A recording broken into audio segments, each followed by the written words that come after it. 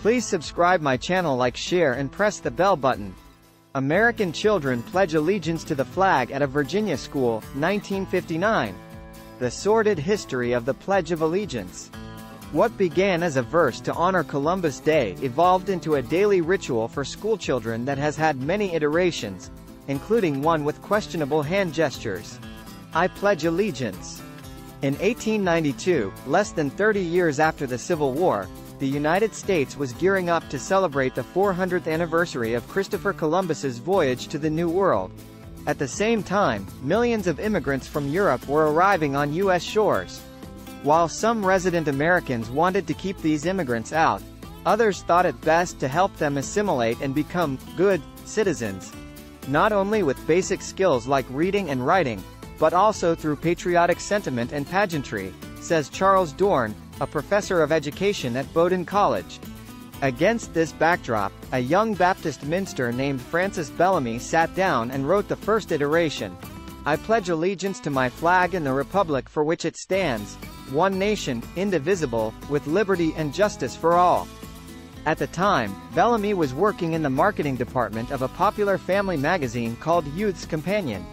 The magazine published his verse and, on October 21, 1892, the nation's first official Columbus Day, schoolchildren across the country recited it for the first time.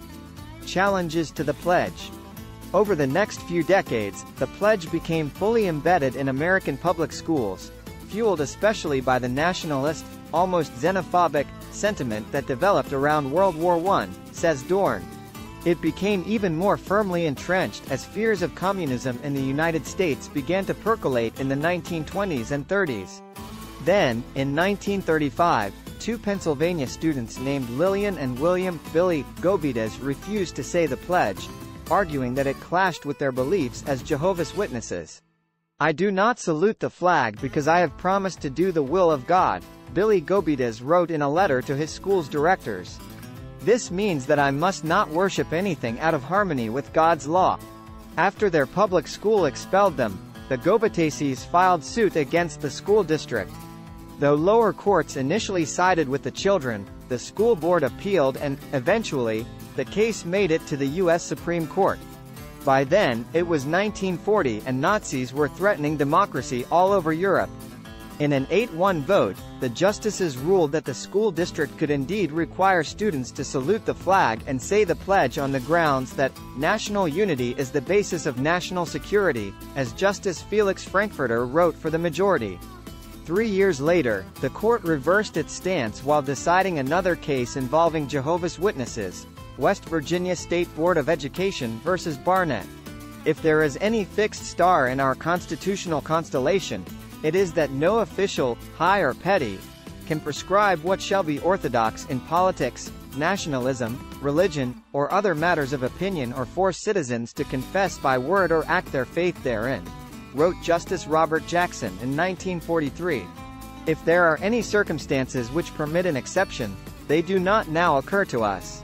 Around that same time, in 1942, Congress passed a law that dictated how Americans should deliver the pledge, which at that time, was with one arm extended toward the flag, reminiscent of a Nazi salute. Later that same year, lawmakers amended the rule so that pledge sayers stood with their right hand over their heart. Burned into our brains. The exact phrasing of the pledge has shifted throughout history. For instance, pledging allegiance to a flag specifically of the United States of America was added in the early 1920s. Tackling the perceived post-war threat of communism, President Dwight Eisenhower ensured Americans made that pledge, under God, in June 1954. This phrase would prove particularly controversial, with detractors arguing it discriminates against atheist children.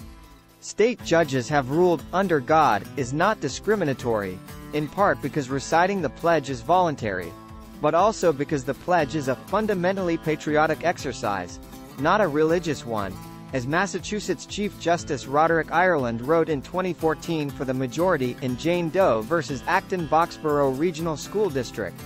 Despite the 1943 U.S. Supreme Court ruling, the majority of states have laws on the books mandating the recitation of the pledge, though many include exemptions for opting out and others have recently added them.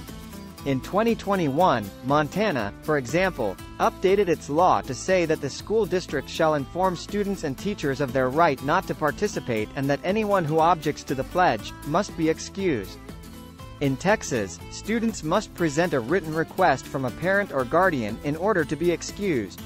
Several other countries, including South Korea, the Bahamas, and Singapore, have their own national pledges or statements. But among America's various patriotic symbols, the pledge is unique, says Dorn.